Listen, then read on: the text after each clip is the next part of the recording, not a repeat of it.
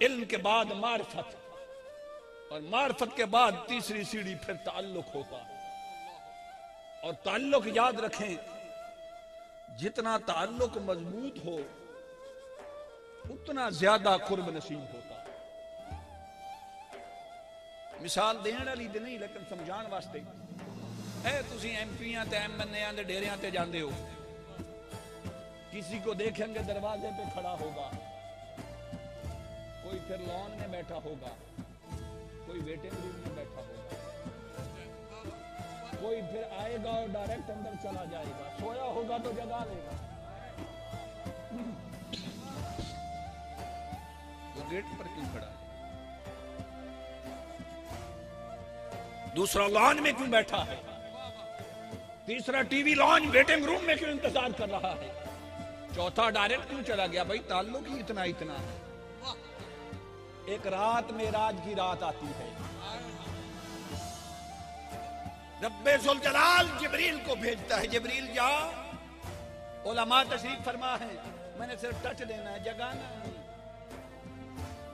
यार भेज कौन रहा?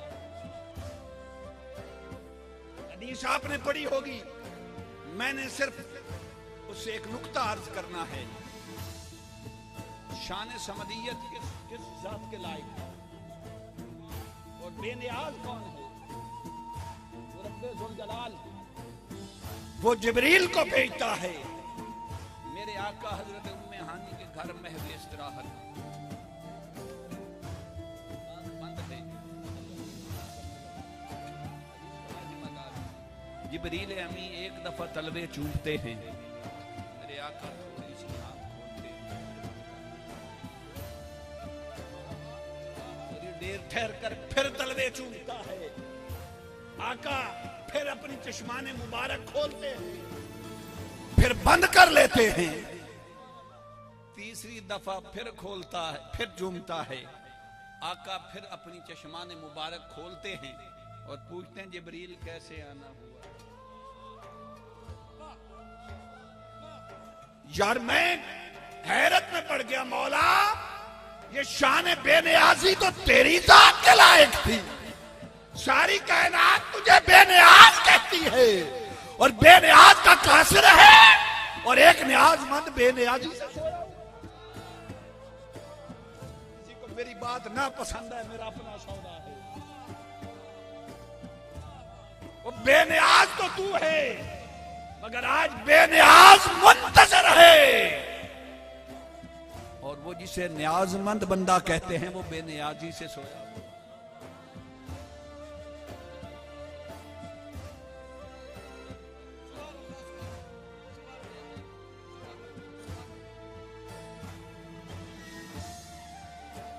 आका अपनी चश्माने मुबारक खोलते हैं।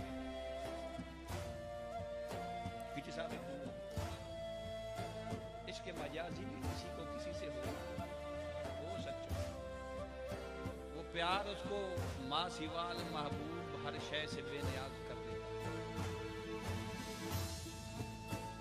इसके मजाजी भी किसी को हो ना, वो माँ सिवाल महबूब आशिक को हर शय से बेनियाज कर देता है।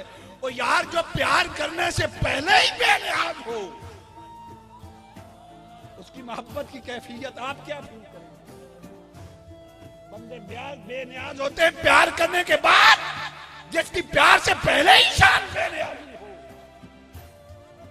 उससे बढ़कर भी किसी ने प्यार किया होगा। आका बेदार होते हैं, सफर शुरू होता है, मस्जिद अक्सा पहुंचते हैं।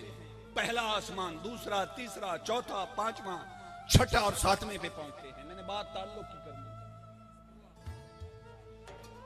सातवें पे मेरे आका पहुंचे। अब तक तो जिब्रील रफीक सफर